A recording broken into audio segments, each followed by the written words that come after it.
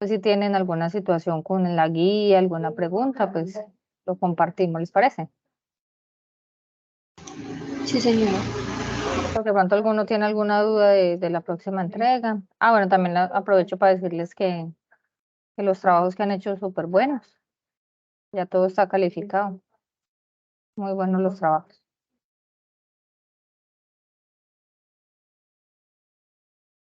Bueno, ¿me confirma si ven la presentación? Sí, sí se ve. Perfecto. Bueno, entonces lo primero que les quería compartir es que nosotros como maestrantes, las maestrías están diseñadas para un proceso de investigación e intervención, siempre, pues esta área de comunitaria. Cuando son otro tipo de maestrías que no son del área social, pues se dedican más a la investigación, digamos, sistemática, más científica. Pero nosotros estamos más revisados desde esa parte. Hacemos investigación, hacemos intervención. La intervención es esa inmersión en la comunidad como tal, ¿cierto? Para nosotros empezar a revisar esos contextos y comprenderlos un poco.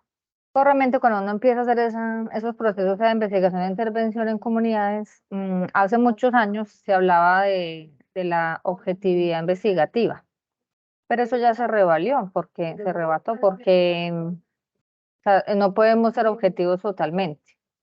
Eso ya no es aplicable, porque de alguna manera uno se permea, uno queda tocado por esas comunidades, entonces de alguna manera uno sí se afecta. Pero no se tiene que saber afectar, digámoslo así, en el buen sentido, porque es que es complejo para uno mm, que le afecte, ¿cierto? Hay comunidades muy difíciles, hay personas que realmente viven situaciones muy duras de pobreza, de marginación. Pues nosotros somos seres humanos, entonces de alguna manera nos toca. Entonces esa es la invitación, o sea, cada vez que ustedes si ustedes eligieron ese tipo de estudios, de profundización, es porque les gusta realmente el trabajo en comunidad, pero no nos deja de afectar, porque ante todo somos seres humanos. Y para bien o para mal, ¿cierto? O sea, para bien en el sentido de que, bueno, emocionalmente uno puede estar tocado, pero también uno ve la capacidad que tienen las personas de resignificación, cómo las comunidades se organizan, cómo a veces también hay procesos de felicidad, de bienestar, donde uno puede decir, no, hay mucha pobreza, hay unas situaciones muy difíciles, pero realmente sí se encuentra bienestar. También lo toca a uno porque uno dice, bueno, yo que tengo otras cosas, otras posibilidades, y a veces uno se queja, se siente mal. Entonces las comunidades a uno le enseñan muchísimo. Entonces lo primero es eso, ¿quién soy yo? ¿Cómo me veo yo ante esas realidades? Y también qué tipo de poblaciones puedo intervenir. Digamos, hay muchos psicólogos en los que somos de esa profesión, y yo que soy docente también de psicología, hay personas que le dicen a uno, no, yo no soy capaz de trabajar, de intervenir abuso sexual, trabajar esa parte es muy dolorosa. Listo, que si usted es consciente que usted no tiene tripas, para decirlo de buena manera, para trabajar con esa población, entonces busque el área organizacional, digámoslo así, no jurídica, ni social comunitaria, ni clínica, sino más organizacional, que de pronto no tiene que ver directamente pues con eso.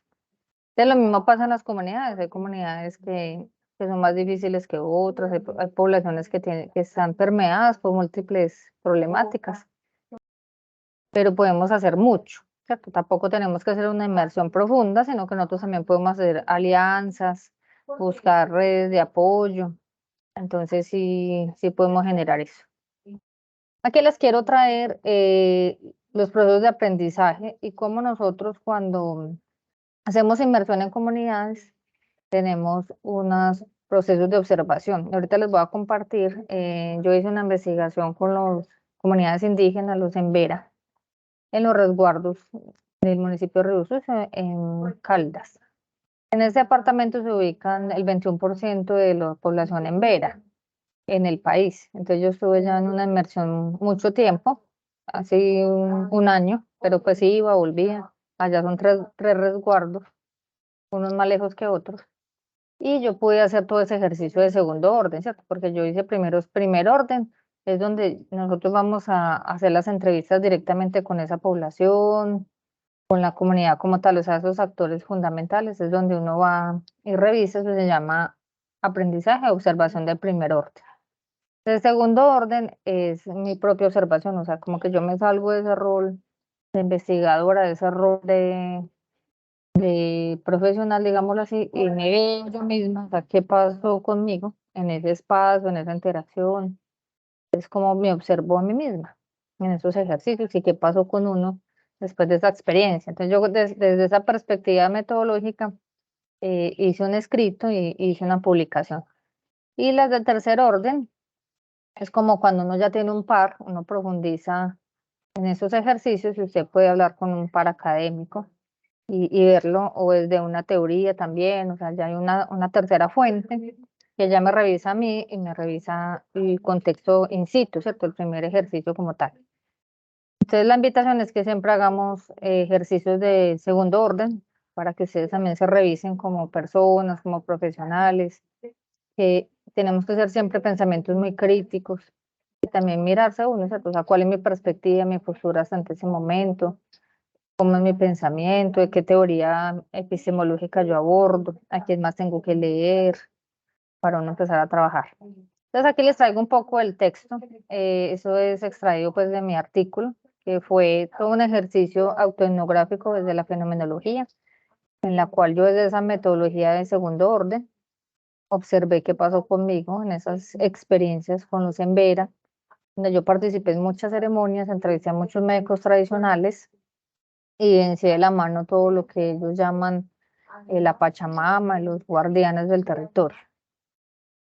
Entonces le leo hace muy poquito, dice, la estrategia autoetnográfica requiere procesos de recolección de datos entrelazados con su análisis. Luego se requiere la interpretación de acontecimientos y vivencias incorporadas a la narración autobiográfica con sentido investigativo, donde los elementos de narración se escogen, organizan, interconectan y evalúan para ser relatados de manera oral y escrita. Entonces, el ejercicio de segundo orden implica que usted haga mucha narrativa. Entonces, yo hacía podcast, o sea, con mi celular, una especie de podcast de todo lo que yo vivía, lo que yo sentía, después de ingerir plantas sagradas, como el yagué. Entonces, bueno, yo vivía todo como cualquier participante. Entonces, luego yo me conversaba, o sea, me grababa como investigadora y como participante de esa experiencia que sentía que se pasaba conmigo. Entonces, todo es un ejercicio de inmersión in situ, ¿cierto? La observación de segundo orden in situ implica no solo con la comunidad, sino conmigo, con uno como persona, con otros pares, ¿cierto? Porque también implica ese tercer orden, que es hablar con unos pares académicos, son unos actores fundamentales.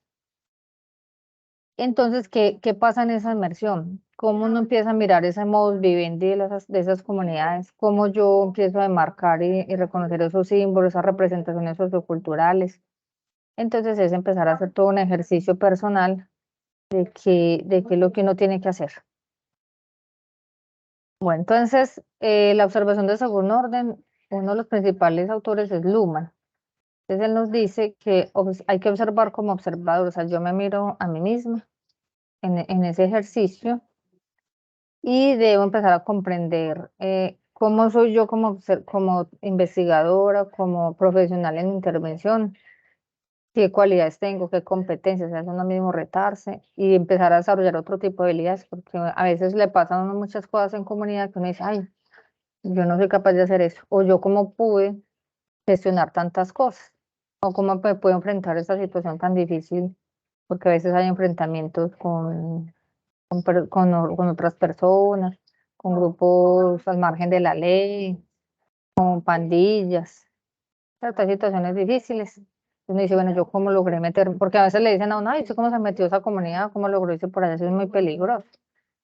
Uno también cómo rompe con esos miedos y no es ver como, sí, hay una representación social de que ese territorio es peligroso, pero no todos son peligrosos, ¿cierto? O sea, no hay todas las personas son con conductas delictivas o disruptivas, no, allá también hay niños, adultos mayores, hay madres, cabezas de hogar, hay hombres trabajadores, hay adolescentes con talentos. Entonces es como saber uno quitarse el miedo un poco, también obviamente hay que protegerse, tener cuidado también con quién vamos, con quién hay que hablar, si hay fronteras invisibles que hay que hacer. Es como logro yo también vencer ese miedo. Pero Luma nos dicen que la observación de segundo orden es esto, o sea, yo tomarme como objeto y sujeto de una vez de la observación en la investigación. Entonces, acá tenemos algo de lo que es ser sujeto en primero y segundo orden. Entonces, ese sujeto que yo voy a ver, esa persona que está en la comunidad, ese es el lenguaje Lego, es esa persona que está en su vida cotidiana, en un modus operandi del ABC, o sea, las actividades de la vida diaria, las actividades básicas cotidianas, con un conocimiento común de la vida social. Y yo como investigadora estoy en una mirada de segundo orden, donde yo ya tengo también una impronta, un interés, una intención, y es poder empezar a transformar esas realidades que es la unidad problemática, el núcleo problemático al cual la maestría le apunta. Entonces, yo cómo logro ser ese agente activo y cómo logro transformar, cómo logro llegar a las comunidades, cómo me reto a mí misma y a mí mismo desde esos temores que uno tiene, esas dificultades. A veces uno prepara muchas actividades y eso también le pasa a uno mucho en estos ejercicios, que uno prepara una actividad, difunde un ejercicio y la gente no va, no se convoca. Entonces, ¿cuáles son las mejores estrategias? En qué horario hay que difundir o convocar a las personas, a quiénes, cuáles son esas fuerzas vivas. Entonces, ese ser de segundo orden es tener una mirada muy crítica, de mucha observación y también con reconocer mis límites, porque uno como individuo también tiene unos límites. De pronto ahí, como me pasó a mí, digamos, allá con los Embera, hay un resguardo que se llama La Montaña, literal, yo tenía que subirme una montaña muy pendiente, 1, 2 de la mañana, sin nada de visibilidad, porque ellos no le permiten a uno usar muchas partes, muchos componentes electrónicos por el respeto a la madre tierra. Y ellos bajaban como nada a esa montaña, porque ellos están acostumbrados a eso, yo no. Entonces yo con mucho cuidado bajando, los veía por allá lejísimos. Y yo tenía que vencer mis propios miedos, ¿cierto? Pues que decía, ay, me sale una culebra, algún animal. Pero también como me logro conectar con ese mismo espíritu que ellos tienen de tranquilidad, de conexión con la tierra. Obviamente no decir, no, entonces que no me pasa nada y ningún animal me va a picar. Pero como uno también en ese mismo en ese mismo momento ponerse a prueba y cómo logro no vencer esos temores y reconocer también sus limitaciones. Eso es muy interesante, estos ejercicios de segundo orden. Bueno, entonces, eso es como la primera invitación, de que ustedes siempre que hayan una comunidad se pregunten mucho, ¿cierto? O sea, yo quién soy frente a esa realidad, yo qué puedo hacer allá. Y también reconocer desde la psicología si a ustedes les ha pasado algo que ellos ya vivieron, de pronto toma guerrillera, un ejercicio de violencias, o sea, porque no, hay muchas personas que han vivido ese tipo de experiencias. También reconocer si yo soy capaz de incursionar esa realidad, si yo no me está afectando, que eso es como revivir el trauma. Y si yo ya lo superé, entonces también eso me ayuda a resignificarlo. Si no lo he superado, de pronto me va a generar más dolor. Entonces también reconocer mis límites, hasta dónde es posible generar ciertos espacios. Y si no, pues con quién me apoyo también, ¿cierto? O sea, no quiere decir que yo tengo que meterme allá en la boca del lobo y hacer muchas cosas, ¿no? También yo me tengo que apoyar de un equipo, también con quién voy. Digamos, yo hice una investigación muy bonita en un municipio que se llama Chinchina en Caldas, pues yo soy del departamento de Caldas. Y Chinchina, pues es denominado por la UNESCO como Patrimonio Cultural Cafetero. Entonces, el barrio más vulnerable de esa región se llama La Frontera, porque queda al inicio del municipio, a la entradita, y realmente es muy vulnerable. O sea, fue una invasión de muchos años y queda por allá con un hueco. Y desafortunadamente, pues llegó desde la geografía humana. Cuando uno sale a la frontera, al frente construyeron hace muy poco un barrio muy bonito, o sea, casas muy bonitas, estrato 4. Entonces ellos siempre generan una redactancia. Entonces a nosotros, ¿qué nos pasó? Eh, yo trabajaba en el momento con la universidad y se hizo una alianza con la alcaldía para hacer unos proyectos sociales. Entonces yo hacía parte pues como de ese grupo, ese equipo psicosocial. ¿Y cómo les parece que bajamos a la frontera con los de la alcaldía y ellos tenían pues un logo y bueno, sus camisetas? Y no nos dejaron entrar, o sea, la gente nos insultó, váyanse de aquí, no queremos la alcaldía. Entonces yo me quedé asustada y dije, pues, ¿qué pasó aquí? Así que con palos nos sacaron de allá, yo, tan raro. Entonces pregunté un poco, pero no a los de la alcaldía, sino empecé como a ir en otros momentos más cerquita y me acercando a la comunidad. Luego ya con un líder social, pues me dijo, no, lo que pasa es que ellos no quieren la gente de la alcaldía porque ellos tienen el imaginario que cada vez que hay elecciones, ellos van por allá y les prometen cosas y no vuelven, entonces a ellos no les gusta. Y en ese momento pues que fuimos, no había nada de elecciones, nada, era un tiempo frío, pero a ellos no les gusta, no creen nada de eso y quieren que no los toquen, que a todos les prometen muchas cosas y que para qué. Porque siempre ellos se sentían como estigmatizados, ¿cierto? Como que ustedes son los pobres, los marginados. Así los hicieron sentir en algún momento, ustedes no los querían. Pero se proyectó a la alcaldía y necesariamente tenía que ir ese personal. Entonces, que nos tocó hacer, imagínense, cambiar todo el ejercicio de trabajo de campo que ya se había hecho, porque nos dejaron entrar con los de la alcaldía.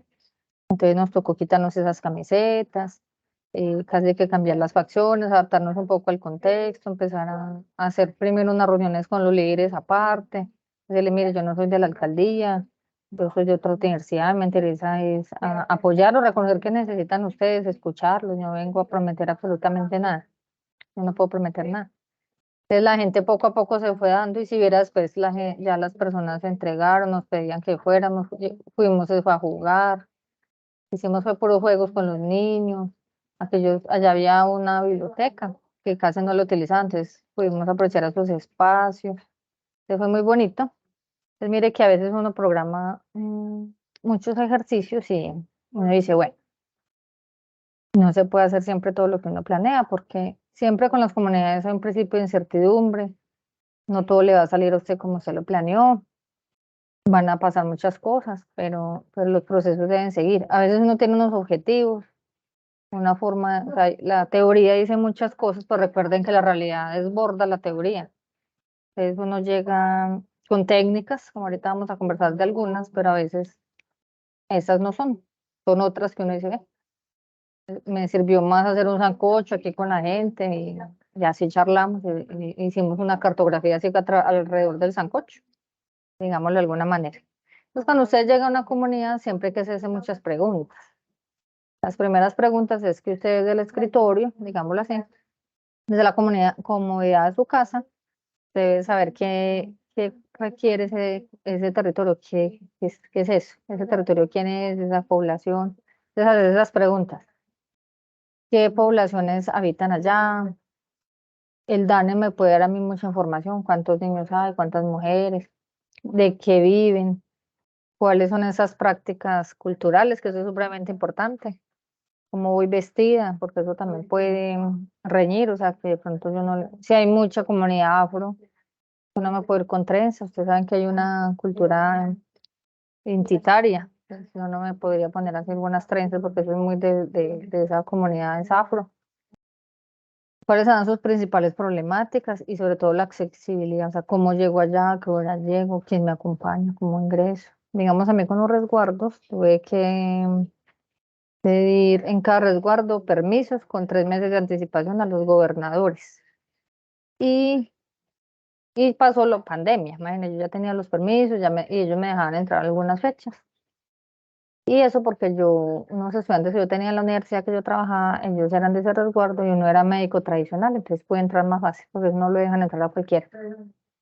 Y llegó la pandemia y me tocó allí hacer un pare y luego volver a mandar las cartas, porque en la pandemia pues pasaron muchísimas cosas como ustedes saben y cambiaron algunos gobernadores, entonces me tocó volver a mandar cartas, esperar los permisos y bueno, y la preparación, porque para no ingresaron de ellos hay que hacer mucha preparación de ayuno, bueno, otras exigencias que ellos hacen. Entonces, son una cantidad de situaciones que uno dice a veces no las puedo planear, prever, como el tema de la pandemia. Me gustaría escucharlos también, ustedes que tienen tanta experiencia, una experiencia muy valiosa. ¿Qué otras preguntas uno se debe hacer de la comunidad? Los escucho.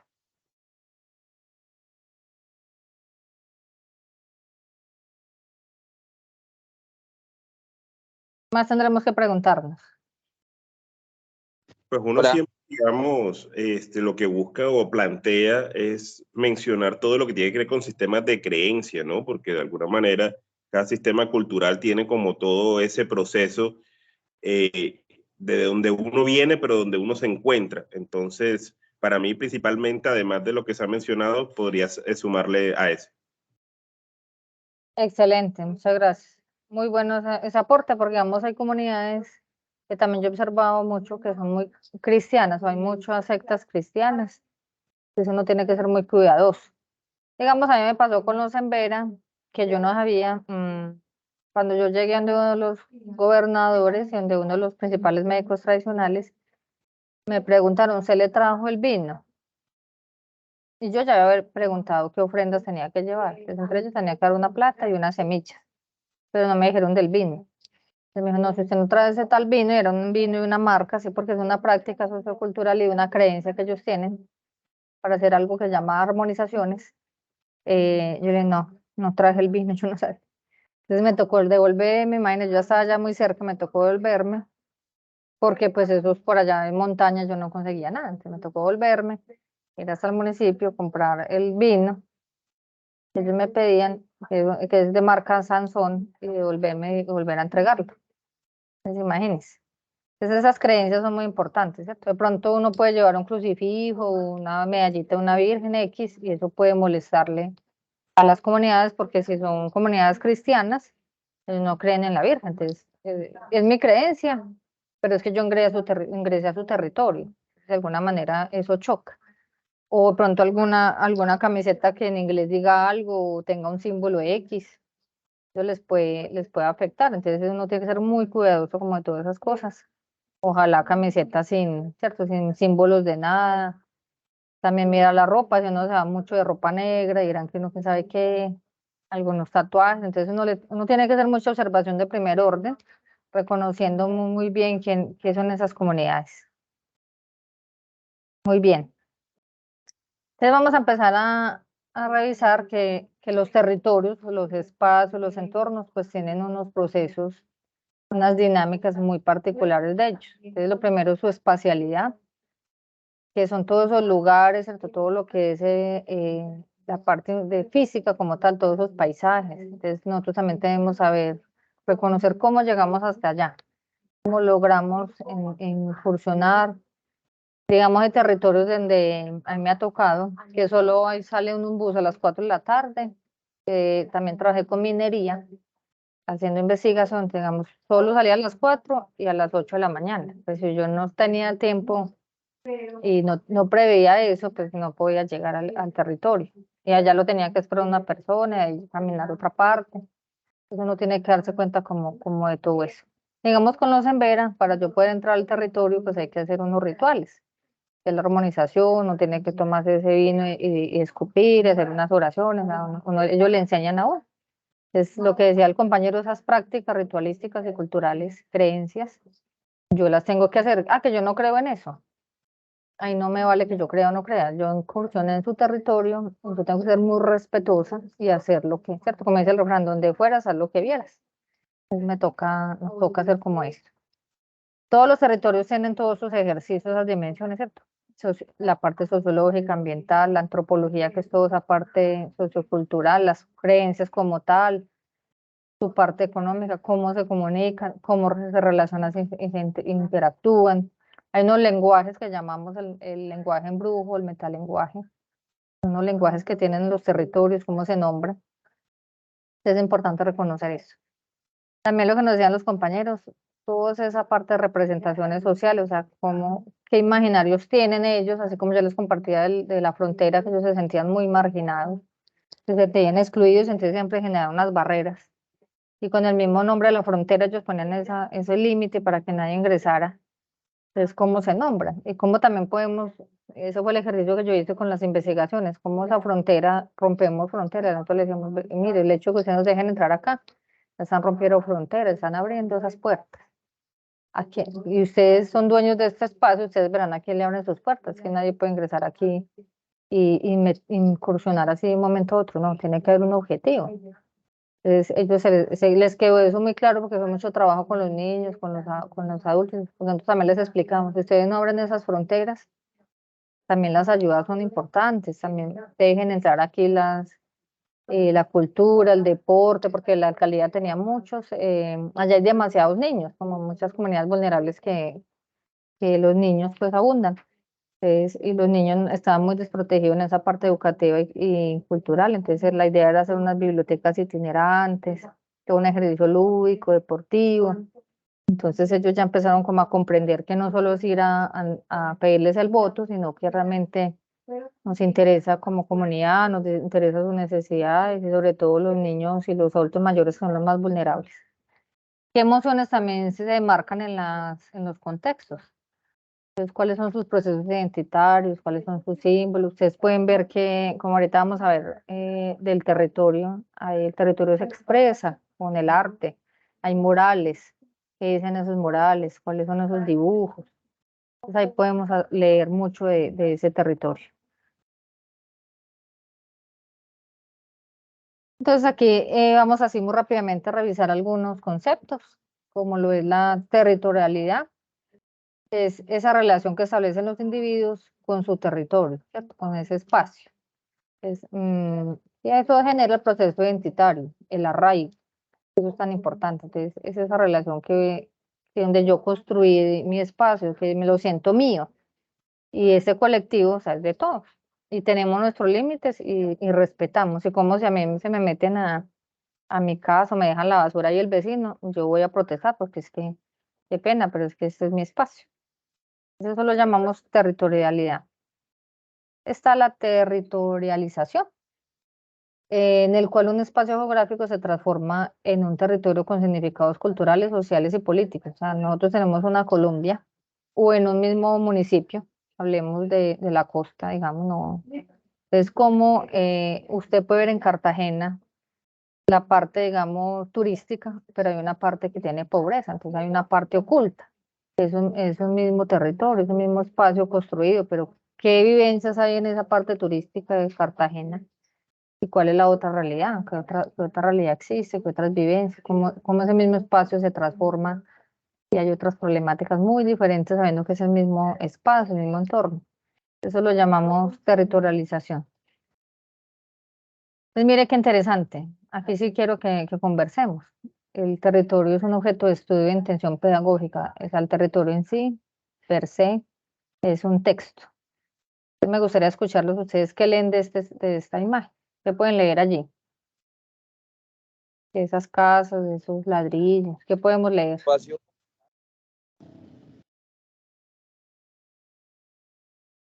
Un Buenas espacio. tardes. Hola Andrés, ¿quién pueda? ¿Qué Un tal? espacio. ¿Cómo están todos? Qué bueno Sí, no, que lo te que uno puede conectaste. leer ahí es un espacio popular, como un espacio, una favela, o lo que nosotros diríamos acá una comuna, tal vez. Excelente. Y más allá de la favela, ¿qué uno puede decir? O sea, ¿qué lectura Que podrías podemos hacer? estar hablando de personas con carencias económicas, con dificultades de accesibilidad de pronto al transporte público. Es un sitio que está conglomerado, en donde hay hacinamiento, se lee también por su estructura un hacinamiento, pobreza y posibles carencias. Excelente, Angélica, muy bien. Mire todo lo que uno puede decir de un territorio, no solo verlo. Uno ya puede saber, intuir cuáles son esas necesidades de esas personas, de esa población, cómo son sus relaciones. Porque, digamos, los estudios sociodemográficos y más en urbanismo, digamos, ustedes pueden ver las casas en Estados Unidos, cómo son tan separadas unas de la otra.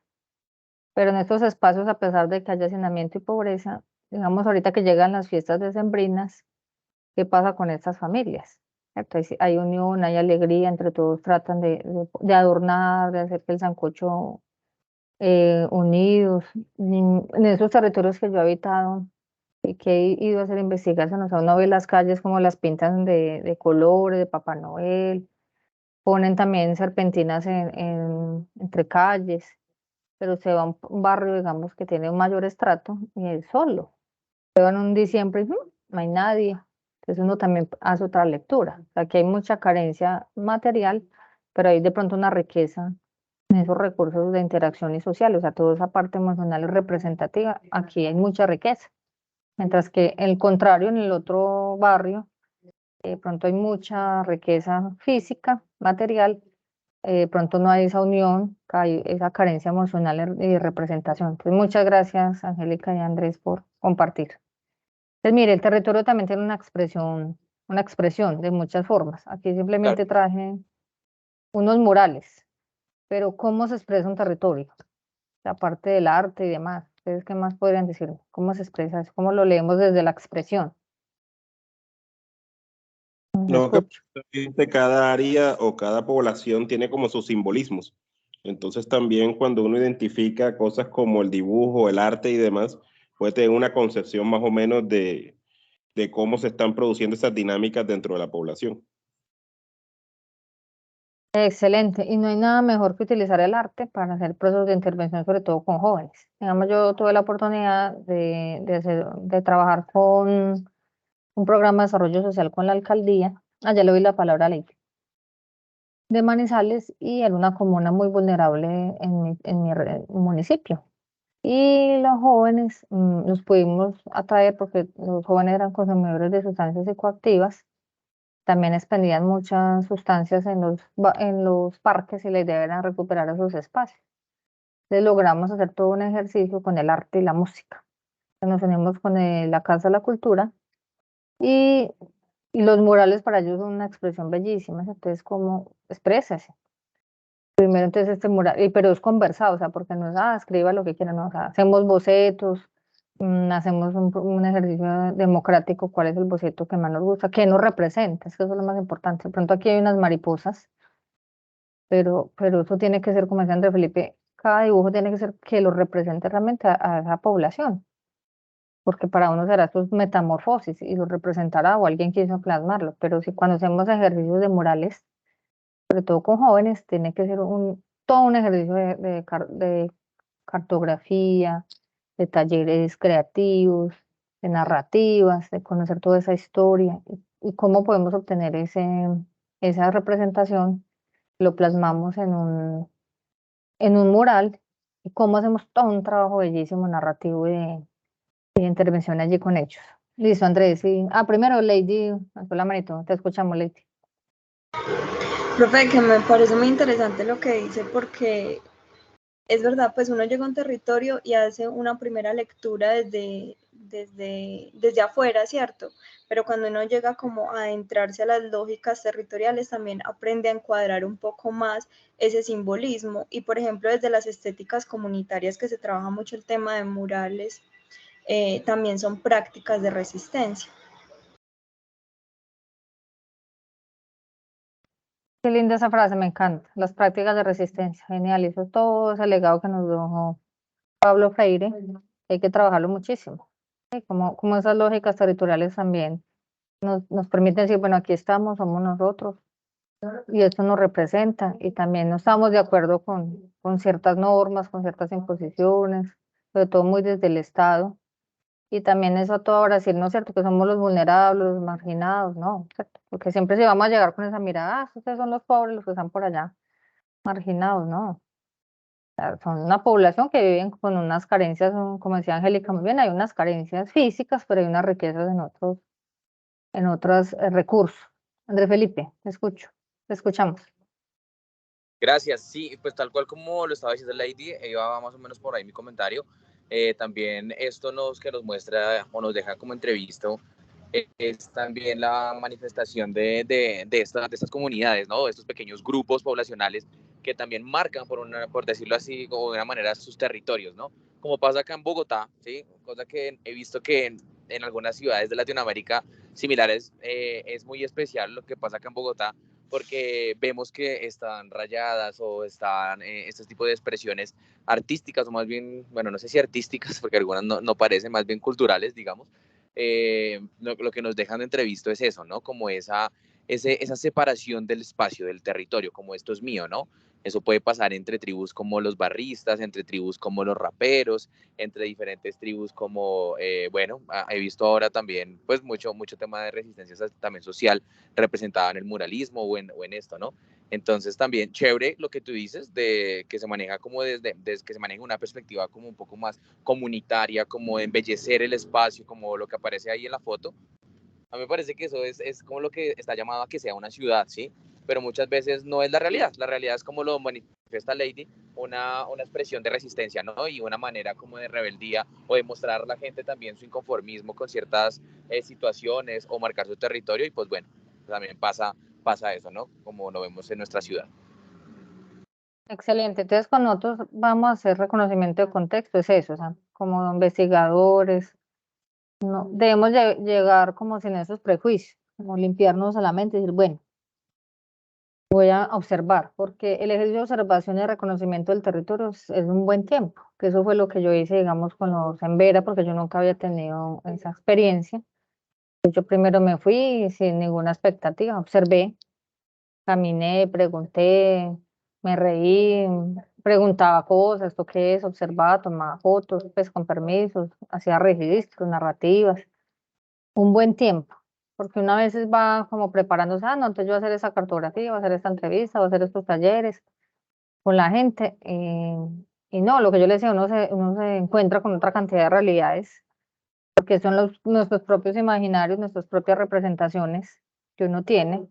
Todo es inconsciente colectivo, esa representación social que existe frente a un territorio. Y a veces no es así.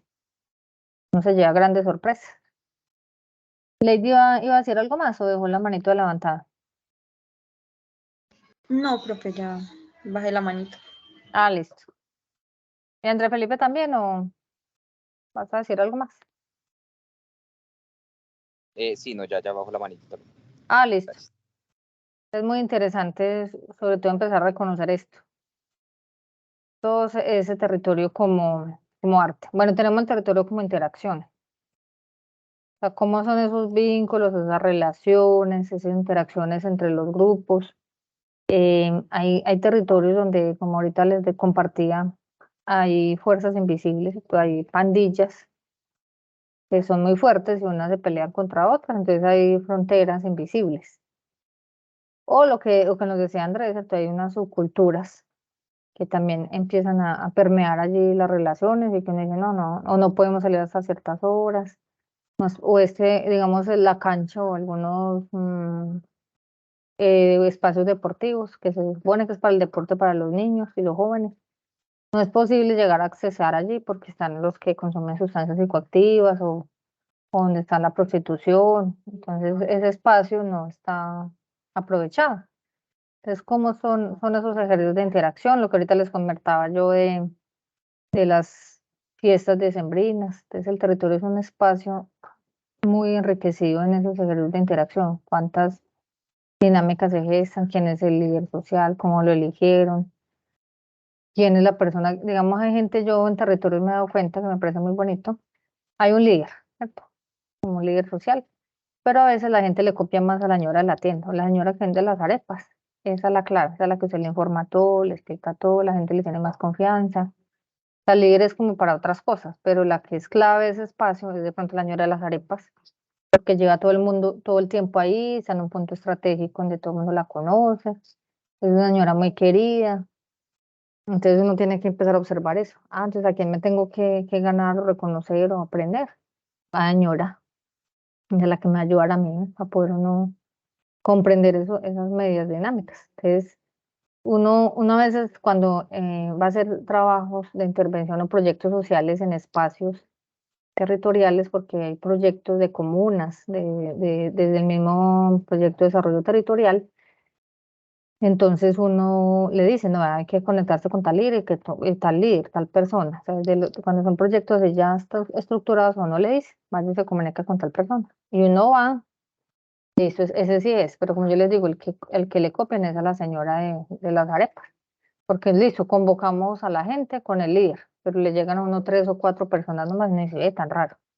Y uno ve a todo el mundo convocado allá con la otra señora, y uno dice, no, esto no funciona así. la que ayuda a gestionar y a mover a esta gente es esta señora Las Arepas, y la que menos cree uno, y eso no está mapeado en esos ejercicios que uno hace de mapas de actores. Así son esas dinámicas. Por eso es muy importante que uno vaya, observe mucho los espacios, escuche, se llene de esas dinámicas y solamente escuche y observe. Te escuchamos, Angélica. Sí, profe, quería aportarle a eso. Es real que en este tipo de escenarios siempre hay una persona la que gestiona más y la que se mueve más, se da a conocer más en los territorios. Entonces, la población en general busca a esa persona clave y a esa persona es a la que le camina con muchas actividades. Lo hablo por experiencia, en alguna época trabajé con fundaciones y curiosamente la persona clave para ayudarle a uno a conocer los niños y los profesores era la señora de la cocina y era una persona clave y conocía las dinámicas de los niños y de los docentes y era quien le permitía a uno y le abría las puertas a uno para poder conocer ese entorno, ¿no? Muchas gracias, Angélica, por tu experiencia. Y usted dice algo muy importante, que es lo que a mí me ha pasado con la señora Las Arepas, o sea, las personas que son el mensajero, como el guarda de seguridad, las secretarias en algunas empresas y las personas que hacen aseo o que hacen los alimentos son muy claves en los espacios, en los territorios, porque, pues se las escuchan todas. No, yo trabajé en una empresa y me parecía muy gracioso que la señora del aseo, la que nos servía los tintos, pues yo me la gané porque a mí me gusta hablar con todo el mundo y no. Y como yo ya sé que las personas claves son las que hacen los tintos, la comida, entonces yo me la gané, en el buen sentido. Entonces yo le preguntaba por sus hijos y cómo estaba su salud, bueno. ¿Y cómo les parece que un día llegó, es que, profe, usted sí sabe que esto y esto y esto? Yo sí, o sea, ella me mantenía al tanto de todo. Vea, tal día hay reunión, van a despedir a fulanito. No vaya a meterse con yo no sé qué. Y ella sabía todo más que todos los coordinadores y la gente pues que tenía unos rangos altos, a mí me da risa. Pero ella no lo decía son de chisme, sino yo le dije, ¿cómo se da cuenta tanta cosa, Oli? ¿Y usted quién le dice eso? Entonces ella me decía, no, lo que pasa es que ellos están en reunión, y yo calladita entro al tinto, y ellos no se dan cuenta que yo estoy ahí, y yo escucho todo. Imagínense. Entonces una vez da también mucha información, va diciendo cosas y por ahí no sabemos quién está. Entonces es muy interesante saber quiénes son las personas claves. Bueno, entonces aquí sí vamos a entrar como en materia. Cuando ya hacemos todo ya reconocimos quiénes somos nosotros, que tenemos que la invitación es hacer observación de segundo orden, para que yo misma vea quién soy yo, cuáles son mis limitaciones, mis capacidades, y también qué pasa con uno, ¿cierto? Cómo abro mi capacidad de interacción, de crítica, de pensamiento, de lectura, o sea, porque todo el tiempo tengo que hacer unas lecturas de esos espacios. Entonces, vamos a empezar a hablar como de las técnicas, ya entrar como en materia. Pues una de las buenas técnicas para empezar a trabajar con los territorios es las narrativas. O sea, las narrativas tienen unas riquezas increíbles, sobre todo cuando son abuelos, adultos mayores. Yo también hice un ejercicio muy lindo, un chinchinadas sobre rescatar todas esas tradiciones culturales a través de las narrativas con los abuelos, porque los abuelos son los que tienen la historia. Entonces, ¿cómo hacemos los ejercicios de narrativa? Entonces, digamos, parte de algunas técnicas es el mapa parlante, o sea, cómo los ponemos a través de muchas técnicas que existen para plasmar el territorio, cómo las personas lo narran. Lo narran en una línea de tiempo. Ustedes siempre como investigadores y maestrantes deben poner unas preguntas, unos ejercicios, o sea, no es que la gente escriba y hable por hablar, no. Cuéntanos de tal fecha a tal fecha, en qué momento usted llegó acá, qué pasó en ese momento. Vamos a hablar solamente de espacios importantes en el territorio que pueden ser los parques, la iglesia, como esas fuerzas vivas que llama la psicología comunitaria. Cómo la ven, quiénes habitan allí, en qué horarios van, entonces hacer todos los ejercicios. Y los grupos focales, pues es una técnica importantísima. Entonces, ¿cómo hacemos esos diagnósticos sociales? que es el primer ejercicio, ¿cierto? Porque uno empieza a hacer como ya hace una lectura inicial y empieza a hacer ese diagnóstico. Entonces, es ese momento donde yo ya narré el territorio de alguna manera, me lo narraron, me lo cuentan.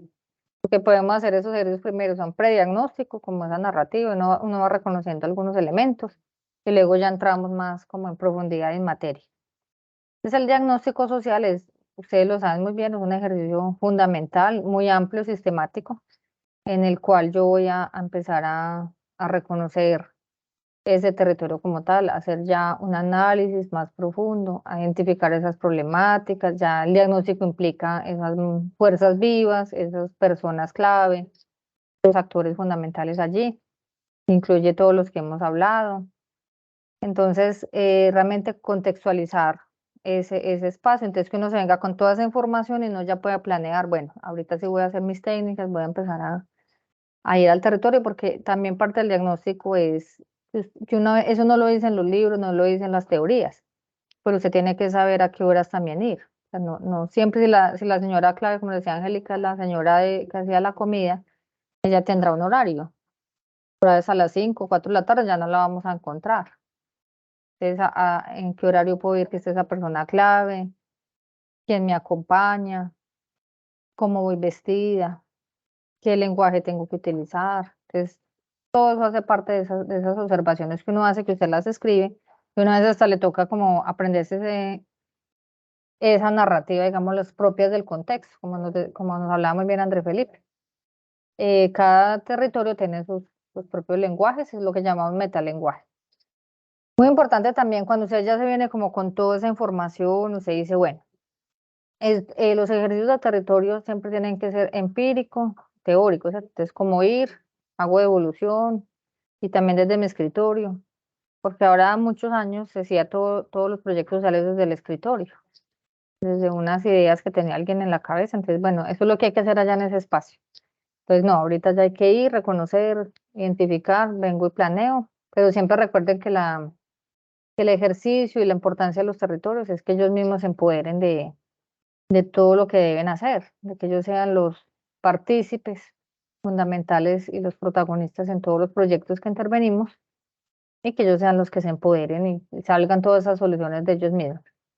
Siempre que ustedes vayan a plantear un proyecto social, recuerden que es muy importante revisar los objetivos de desarrollo sostenible, a cuál objetivo, a cuál ODS le estamos apuntando, porque la idea es que ustedes con estos mismos trabajos que hacen de la maestría, ya están haciendo incursión en muchos espacios, están haciendo un análisis muy juicioso en algunas poblaciones, la mayoría de ustedes eligieron poblaciones étnicas y afro. Entonces, ¿a cuál estamos apuntando? Porque lo que yo siempre los invito es que todo ese ejercicio que ustedes hacen en la maestría no se quede solo como para una nota, porque muy bonito, sí, yo lo leí, me encantan sus trabajos, ustedes se esforzaron muchísimo, aprendieron mucho, pero ¿qué? ¿De qué? O sea, lo ideal es que ustedes puedan hacer un proyecto realmente de intervención, que ustedes lo puedan vender a una alcaldía, a una casa de la cultura, puedan buscar cooperación internacional. Ustedes no saben cuánta plata hay de cooperación internacional que a veces se pierde, porque no la buscamos, porque no sabemos hacer las búsquedas pertinentes y sobre todo las evidencias, porque cuando hay cooperación internacional, pues se debe mostrar que ha habido un trabajo antes y un buen diagnóstico. Ustedes se pueden ganar ahí un buen dinero y también pues ayudar a esas comunidades.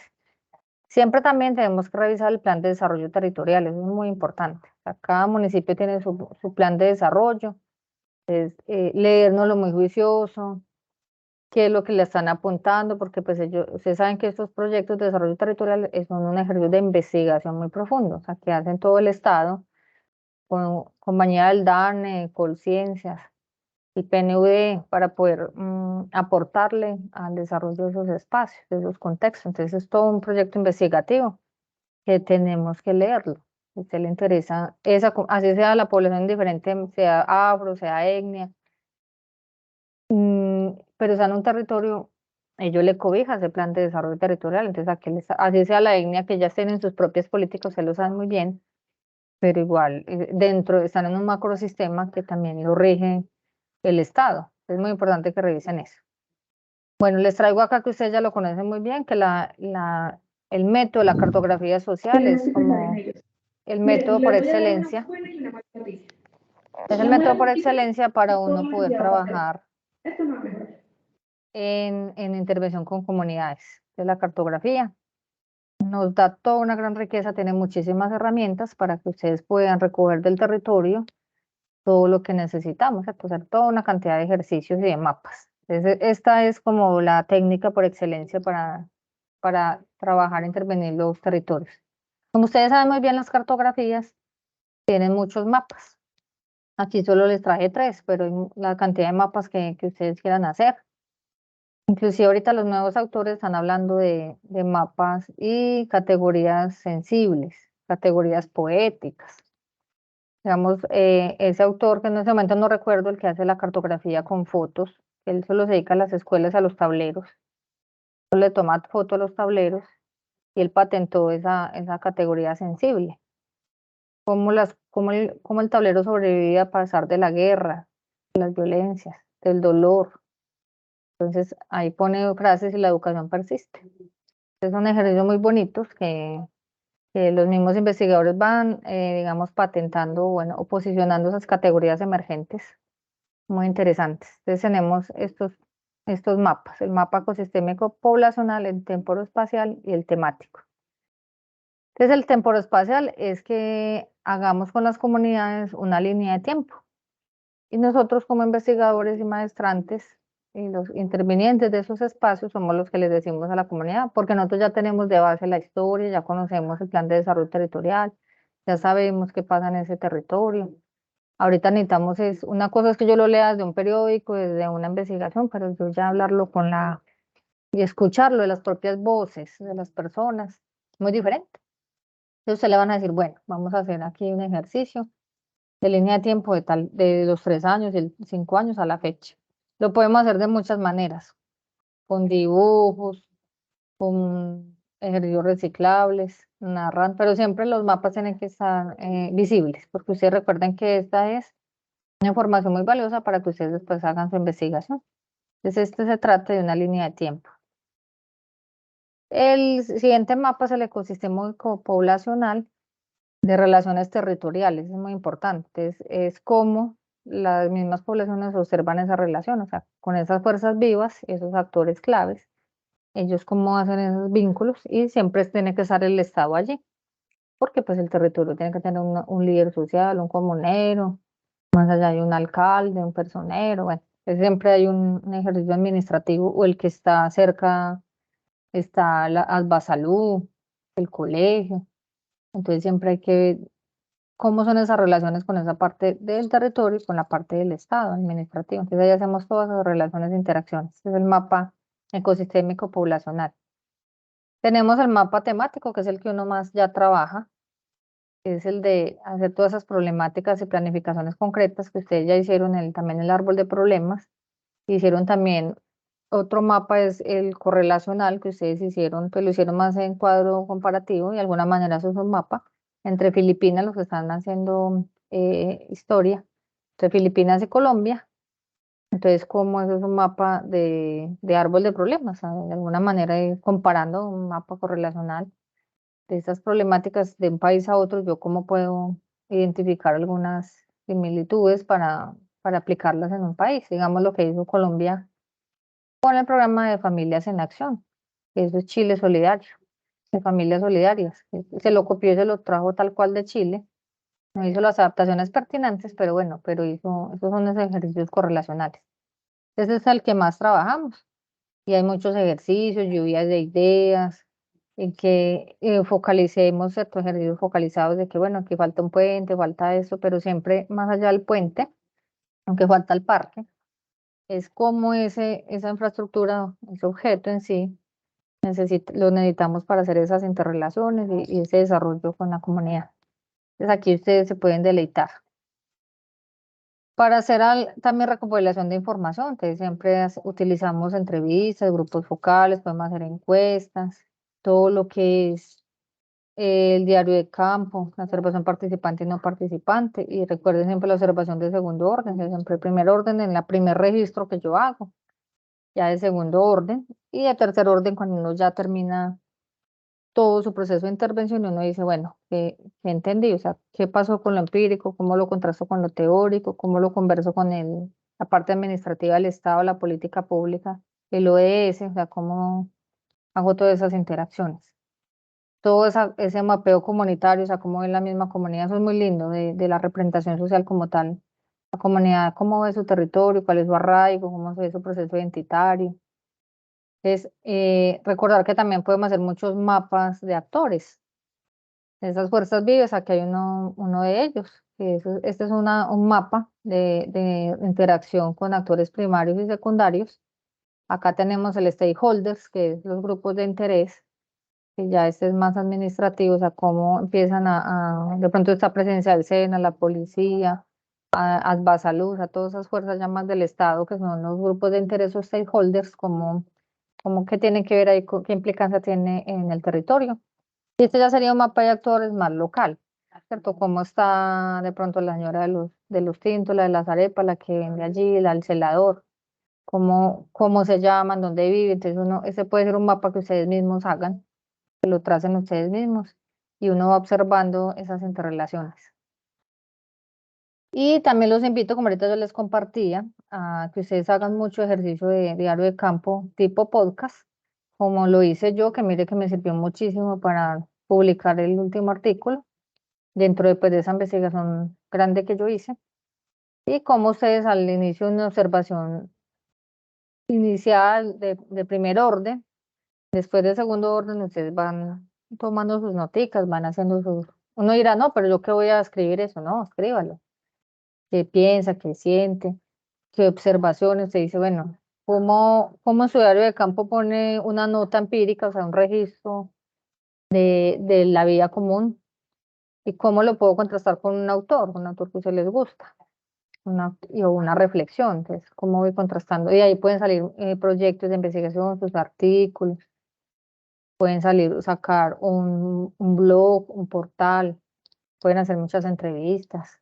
Porque ahorita con la tecnología y las redes, pues la idea es que todo lo que es tan maravilloso que ustedes hagan no se quede allí, sino que también lo podamos difundir. Y hay muchas redes, ahorita la investigación no es solamente de hacer unos artículos muy científicos, muy estructurados, sino que hay redes buenísimas como LinkedIn. LinkedIn no solo es para buscar procesos de trabajo, ¿cierto? De business, sino también ahí en LinkedIn tiene una red de investigación, lo mismo que en academia, hay muchísimas, ¿cierto? Entonces, inclusive el CVLAG de uno ya lo conectan con muchas redes. ResearchGate, esa es muy conocida también. Entonces, qué rico que usted, y hay mucho, digamos, hasta Facebook, usted puede en Facebook, hay grupos de psicología, grupos de investigación, entonces ustedes pueden ahí colgar también sus ejercicios, sus preguntas y cuestiones. Bueno, entonces después de que uno hace, eso es lo que les planteo hoy, es simplemente, o sea, lo básico que es el reconocimiento del contexto, porque ustedes obviamente ya tienen unos ejercicios que fueron a las comunidades, pero una vez no tienen en cuenta como pequeños detalles y ejercicios como el primero y segundo orden, para uno poder decir, bueno, listo, ya hice todo y que realmente el objetivo de su intervención, lo que ustedes ya como maestrantes a un futuro vayan a hacer en sus proyectos de intervención, las propuestas que ustedes presenten a alcaldías, que ustedes van a apuntar la cooperación internacional, de pronto una fundación donde ustedes mismos trabajen en la parte social comunitaria, aporten nuevos proyectos, porque proyectos hay muchos, ustedes pueden descargar del banco proyectos sociales cantidades de propuestas, pero pues, ¿qué tanto impacto tiene eso? Esa es la gran pregunta. Listo, entonces aquí les planteo eso. Después de que uno hace todo ese reconocimiento y un prediagnóstico, porque ahí llegamos, porque lo que yo les planteaba en este ejercicio, conversación es reconocimiento del contexto. Listo, entonces yo ya hice todo ese reconocimiento, ya leí el territorio como texto, como expresión artística, como interacción, levanté todos los mapas. Entonces, después, ¿qué sigo? Tendremos que hacer. Ahí empieza el camino y el reto.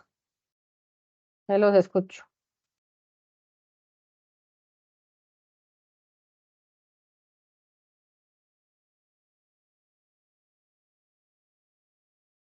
Compañeritas que no han participado, Marta.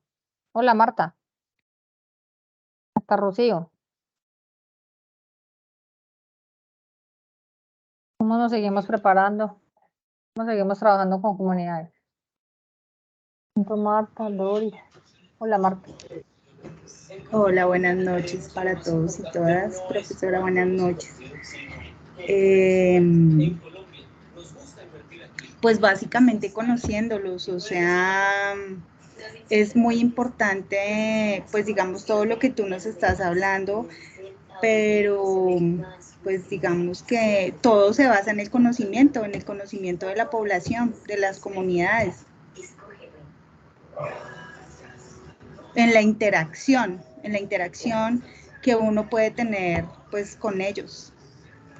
Sí, pues no sé, en este momento pues se me ocurre que es como esa parte.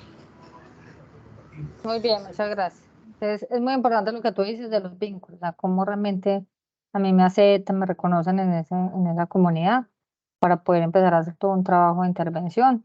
Y muy importante después de lo que sigue es cuando yo recojo todo ese prediagnóstico, hago mi planeación, trabajo mucho con la gente, siempre hay que hacer devolución, porque a veces uno recoge recoge toda esa información tan valiosa, nosotros la tabulamos, creamos un proyecto, con ello presentamos un trabajo a la universidad, hacemos un artículo científico, nos graduamos con ese proceso de investigación e intervención, pero nunca volvemos por allá, la gente no sabe qué pasó con eso, para qué, y nos reunieron por acá muy chévere, nos hicieron muchas actividades, pero qué.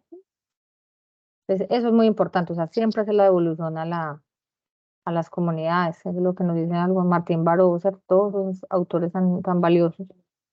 ¿Cómo hacemos partícipe? Por eso es que ellos no nos creen, lo que me pasó a mí en la frontera, que van y prometen y nunca vuelven por allá, se olvidan que la gente existe, y no es que lo necesiten. A veces nosotros necesitamos más de la comunidad porque somos los que nos estamos enriqueciendo, aprendiendo, investigando, pero cómo volvemos a la comunidad, eso es muy importante, siempre estar esa evolución constante con ellos. Eduard, bienvenido, buenas noches. Buenas noches, tutora. Bueno, sí, estoy desde el inicio, escuchándolos. Y justamente quería intervenir con eso último que acaba de decir, la importancia de poder devolver a la comunidad y hacer todo el proceso junto con ellos. Yo no tengo tan buena cámara, espero que me vean.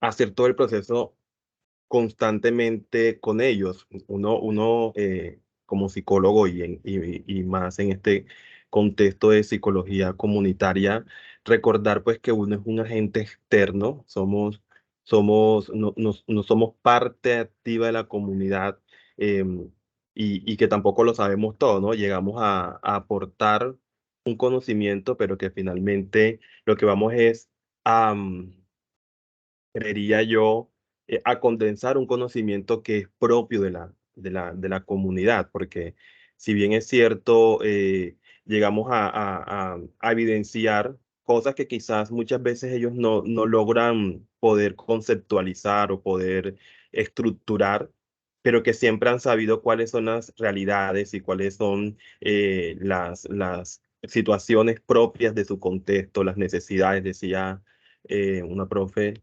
las necesidades sentidas. Ella siempre hacía hincapié en ese tema de las necesidades sentidas, porque si bien es cierto, todas las comunidades presentan problemáticas, todas las comunidades manifestarán necesidades, pero hay necesidades sentidas, es decir, que de alguna manera están arraigadas al ser de cada territorio, de cada comunidad. Entonces es importante poder devolver, poder mostrar el trabajo, y una vez ya se ha materializado en un documento, en fin, un trabajo escrito como tal, poder llevarlo a la realidad. Entonces la investigación debe tener ese sentido o ese objeto social también, no solamente hacer ciencia o crecer en publicaciones, sino hacer investigación que sea vivencial, que busque transformar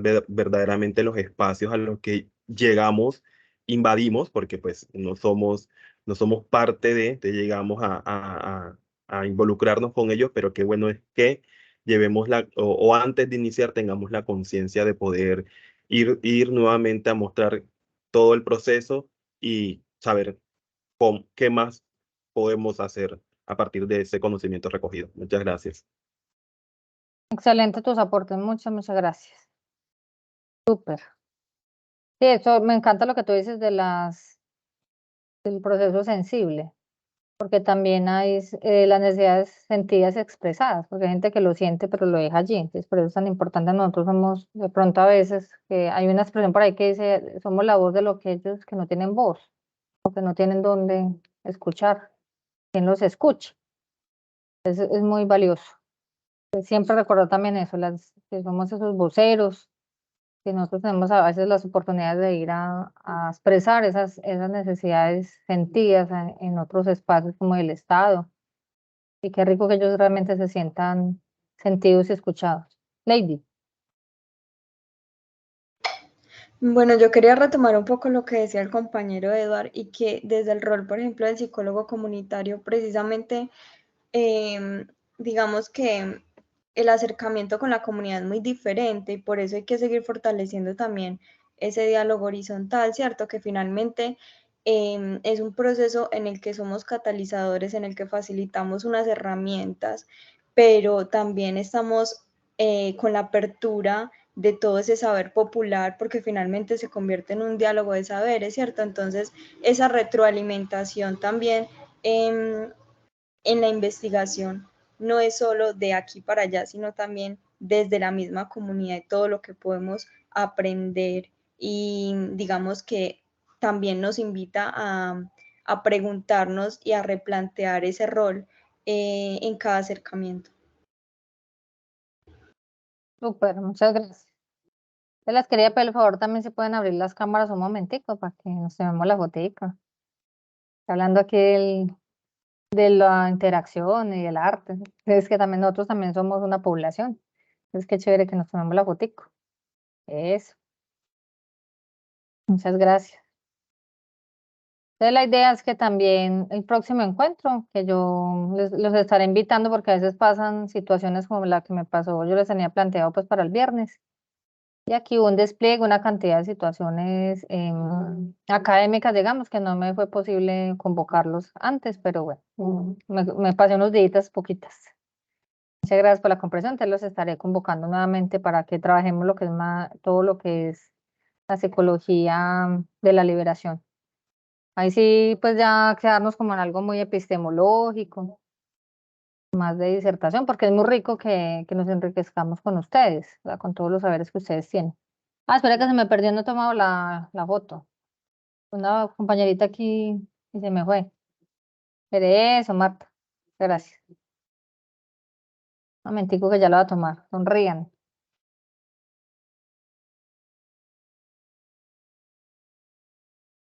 Muy bien, muchas gracias.